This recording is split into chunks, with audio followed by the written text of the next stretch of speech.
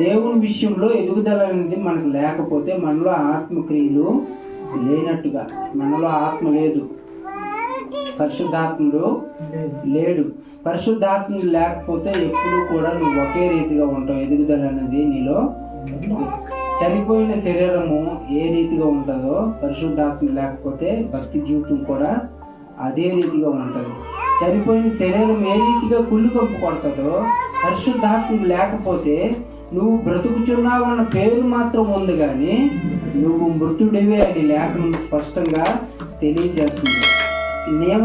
నామకార్థంగా మనం దేవుని మందిరానికి వస్తున్నాము, కానీ మనలో ఆత్మక్రియలు లేకపోతే, మనలో ఆత్మ లేకపోతే, ఆత్మ కార్యం మనలో జరగకపోతే ప్రేమ దేవుని పిల్లగా మనం బ్రతుకున్న చచ్చిన వారితో సమానం. మనలో ఆత్మ ఉంటేనే, పరిశుద్ధాత్మలు ఉంటేనే మనము నిత్య జీవానికి ముందడుగులు వేసుకొని వెళ్ళే వారిగా ఉంటాము. పరిశుద్ధాత్మ లేకపోతే నిత్య నరకానికి జారిపోయే పరిస్థితుల్లో మనం ఉంటాం ప్రేమ దేవుని పిల్లగా.